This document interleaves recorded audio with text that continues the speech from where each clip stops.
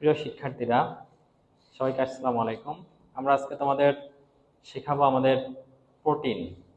আমরা প্রোটিন মনে রাখবো কি যে বিভিন্ন জিনিসের উপরে ভিত্তি করে ভাগ করা যায় প্রোটিন, যার মধ্যে একটা আছে কি ভৌত রাসায়নিক গুণাবলী ও দ্রবণীয়তার ভিত্তিতে প্রোটিনকে তিন ভাগ করা যায়। একটা মনে রাখবো কি সরল প্রোটিন। হ্যাঁ, তাহলে আমরা মনে রাখবো কি যে সরল প্রোটিন। আরেকটা আমরা মনে রাখবো কি যে যুগ্ম প্রোটিন। তাহলে যুগ্ম বা এটাকে বলা হচ্ছে কি যৌগিক প্রোটিন, বা এটাকেই মনে রাখবা বলা হয় কনজুগেটেড। মানে কনজুগেটেড প্রোটিন। তাহলে আমাদের একটা হচ্ছে সরল প্রোটিন, একটা হচ্ছে যুগ্ম বা যৌগিক বা কনজুগেটেড, বা এটাকে সংশ্লেষিত বলা হয়। আরেকটা আছে কি উদ্ভূত বা উৎপাদিত প্রোটিন। তাহলে উদ্ভূত বা উৎপাদিত প্রোটিন। তাহলে আমাদের এই যে জৈব রাসায়নিক গুণাবলী এবং দ্রবণীয়তার ভিত্তিতে প্রোটিন আছে তিন প্রকার। একটা সরল, একটা হচ্ছে কি যুগ্ম বা যৌগিক, বা এটাকেই কনজুগেটেড বলা হয়, বা এটাকেই সংশ্লেষিত বলা যায়। আমরা মনে রাখবো আর একটা হচ্ছে উদ্ভূত বা উৎপাদিত প্রোটিন। এখন এই সরল প্রোটিন আবার আছে 7 প্রকার। এটা খুবই গুরুত্বপূর্ণ। আমরা মনে রাখবো সরল প্রোটিন, মনে রাখবো দন্তের সাথে সরল, দন্তের সাথে কি 7।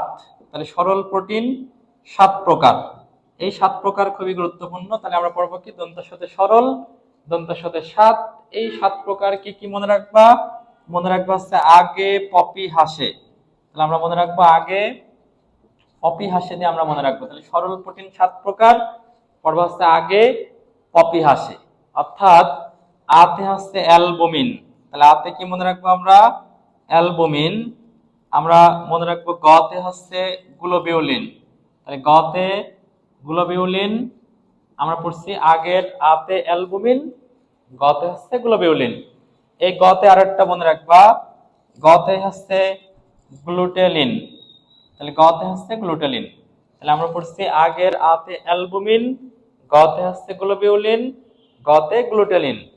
আমরা মনে রাখবো পপির এক পথে মনে রাখবা প্রোলামিন। তাহলে পপির এক পথে প্রোলামিন, আর এক পথে মনে রাখবা পোটামিন। তাহলে এক পথ হচ্ছে প্রোলামিন, আর এক পথ হচ্ছে পোটামিন। হাঁসের হতে পড়বা হিস্টোন।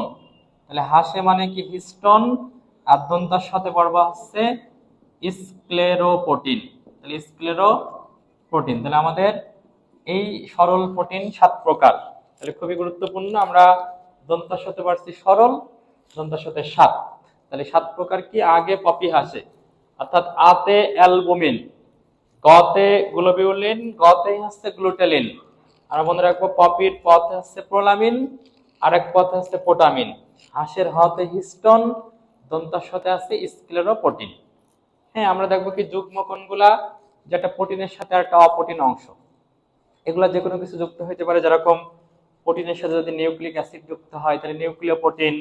হ্যাঁ, যদি গ্লুকোজ যুক্ত হয়, গ্লাইকোপ্রোটিন, ফসফেট যুক্ত হলে ফসফোপ্রোটিন। হ্যাঁ, এরকম তোমরা দেখবা যে কোনো রঞ্জক যুক্ত হলে ক্রোমোপ্রোটিন। আমরা দেখবো কি যে কোনো তোমার হচ্ছে যদি ফ্লাভিন যুক্ত হয় ফ্লাভোপ্রোটিন, লৌহ প্রোফাইলিন যুক্ত হলে লৌহ প্রোফাইলিন প্রোটিন। এরকম আমরা বিভিন্ন যুগ্ম প্রোটিন পাবো আমাদের। তারপরে আছে কি উদ্ভূত বা উৎপাদিত। 2 রকম আছে গুরুত্বপূর্ণ, একটা হচ্ছে মায়োসিন থেকে মায়োসান, আর একটা হচ্ছে কি অ্যালবুমিন থেকে অ্যালবুমাস। অনেক সময় আমরা উদ্ভূত প্রোটিন এই দুইটাই মেইনলি জানি। মায়োসিন থেকে কি হয়? একটা হচ্ছে মায়োসান, আর একটা হচ্ছে অ্যালবুমিন থেকে কি হয়? অ্যালবুমাস। তাহলে মায়োসিন থেকে মায়োসান, অ্যালবুমিন থেকে অ্যালবুমাস। এছাড়াও মনে রাখতে পারো কি প আর ফ, অর্থাৎ এই উদ্ভূত প্রোটিন অ্যালবুমিন থেকে অ্যালবুমাস, মায়োসিন থেকে মায়োসান ছাড়া কি আছে? মনে রাখবা হচ্ছে পেপটন, তারপরে পেপটাইড, তারপরে কি প্রোটিয়াস, আর ফথ আছে ফাইব্রিন। তাহলে এগুলো আমাদের মোটামুটি জিনিস। তাহলে আমরা এই জৈবিক রাসায়নিক গুণাবলী এবং দ্রবণীয়তার ভিত্তিতে প্রোটিন হচ্ছে আমাদের এই 3 প্রকার: সরল, যুগ্ম, আর একটা হচ্ছে কি উদ্ভূত বা উৎপাদিত।